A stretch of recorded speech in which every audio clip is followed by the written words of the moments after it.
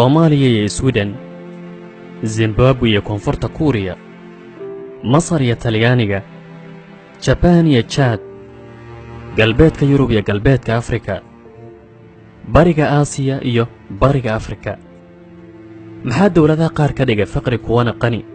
Waxaa laga yaabaa in waqti ka mid ah waqtiyada aad isweydiisay, maxaa dawladaha qaar ka dhigay kuwa faqriya oo xaalad aad u xun ka jirto, kuwana ka dhigay qani barwaaqa?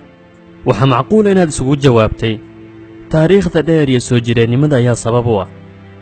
Laakiin waddamada Masar, Itoobiya iyo Yemen waa dalal taariikh dheer leh, laakiin waddamo faqriya oo aad u liita dhinac walba, malaayiin dadkoodana ka hooseeyaan xadka faqriga.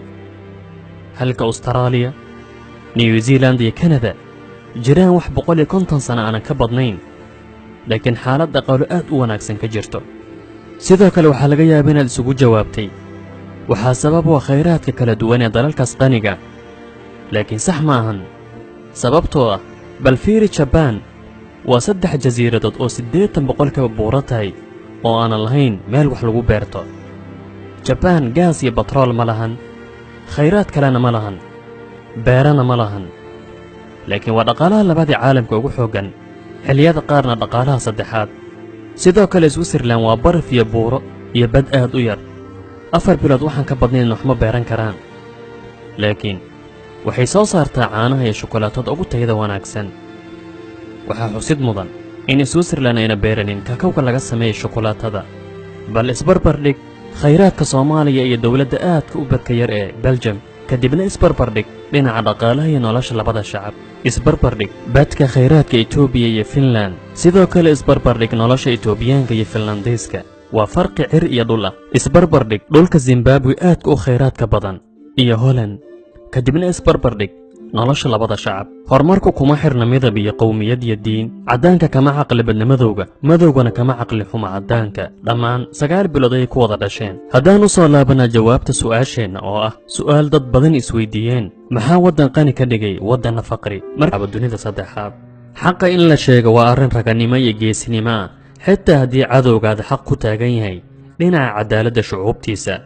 arrinkaas ah in hoggaamiye lacagta dalka sida uu rabo uu ka sameeyo kama jirto waddamada dadkooda karaamada u yeelay, gaar ahaan galbeedka. waxaa laga yaabaa inaad isdhahdo waxaad buunbuuninaysaa galbeedka.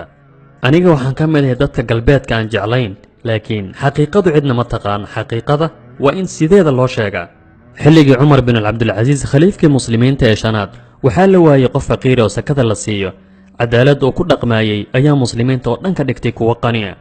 waxaa la sheegaa in sakada qofka marka uu bixinayo uu aad u dhibtoon jiray, sababtoo ah cid ka qaadanaysa ma lahan, dadkoo dhan waa wada qani. haddaba Cumar bin Cabdilcasiis malaayiin lacaga ma kaydsanin, qusuurna ma dhisanin u gaara. waa sida maanta galbeedka ka jirto. waa wax laga naxo in muslimiin isdabamarin sameeyaan. galbeedku madaxweynuhu waa qof shacabka ka mid ah, hantidana shaqo kuma lahan, laa ku takhasusay ayaa yidhi. in waddan noqdo qani waxaa sabab u ah xorriyadda. haddii waddanka jirto xorriyad, qofkuna aamin ku qabo badbaadidda hantidiisa iyo in aanan la dulmaynin, waxaa kor u kacaya dhaqaalaha waddankaas. halkan aan ku sheegana sidoo kale qaar ka mid a qodobada ka dhigay waddamadaas in ay hormareen. akhlaaqda waxaa ka mid in mas-uulka uuna waxba xadin, in qof in adeerkii ah uuna u magacaabin shaqo uusan u qalmin, in hantida guud uu si shakhsi ugu intifaacin. waa wax laga naxo in mas-uul muslim sheeganayo hanti ama miisaaniyad loo dhiibay in uu ummad wax ugu qabto 90% asaga cuno, wixii hambadee soo harayna dadka u tuuro, taasoo ka dhigan in faqrigu sii baaho. ilaahayga cirka iyo dhulka sameeyey ayaan ku dhaartay in mas-uul galbeed gaal ah uusan arrinkaas samaynaynin. waa arrin mustaxiil in mas-uul Jarmal ah ama Maraykan lunsado hanti guud. ceeb iyo dulli dusheen ha ahaato haddaanan isbedelin, oo annakoo muslimiin sheeganayno aan dulmi iyo xaaraan ilaahay xarrimay cunayna 24 saac. mas'uuliyadda waddamadaas horey u maray mas-uul markii meel loo magacaabo waxay ka dhigan tahay in uu mas'uuliyad isi saaro si aanan loola xisaabtamin. wuxuu ogyahay haddii uu gaabay in maxkamad sugayso, cadaaladana la hor keenayo. laakiin waddamada dambeeya mas'uulku uu ku farxaa markii la magacaabo, sababtoo ah wuxuu og yahay in uu helayo malaayiin lacaga. waxaa lagu kaftamaa haddii aad rabto si dhaqso inaad milyaneer ku noqoto, noqo mas'uul Afrikaan ah. waa kaftan qaraar laakiin xaqiiqa ah. ixtiraamidda qaanuunka. maanta annaga sharci islaamiya mid gaalmidna ma hayno, waxaan nahay duurjoog is-ugaarsanayso damiir la'aanta iyo is-ciyaalaynta. waxaa laga yaabaa in mas'uul baarlamaaniya uu murashax u doorto keliya in uu lacag siiyey, asagoo damiirkiisa, diintiisa, dalkiisa iyo shacabkiisa khiyaanayo. waxaana shaki ku jirin in xildhibaankaas calooshiisa naar iyo dab ka buuxinayo. qof noocan oo kale ahna ma astaahili inuu ummad matalo.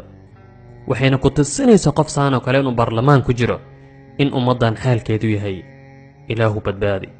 ilaalinta xuquuqda muwaadiniinta kale. ixtiraamka xuquuqda waa mabda' asal ah oo shareecada allah ku taagan tahay in qofka xaqiisa la dhowro. rasuulka sala allahu calayhi wasallam wuxuu saxaabada ku boorin jiray in cidda u shaqaynaysa ay xaqooda siiyaan inta uunan dhididkooda engegin. dhowridda xuquuqda waxaa ka mid ah in aadan cunin hanti aadan lahayn, in aadan calooshaada ka buuxinin soxti iyo xaaraan. madaxda waxaa lagu magacaaba dunida saddexaad ma dhowraan xuquuqda guud ee shacabka, wuxuuna u arkaa in ay yihiin raxaan ari ah oo waxa uu rabo uu ka sameeyo. madaxda daalimiinta hadafkoodu waa inaad ku noolaato gaajo iyo cudur. noloshaada hadafkeeda ugu weyna noqoto in aad raadiso waxaad cunto iyo waxaad isku daawayso, kana soo agdhowaanin kursigiisa.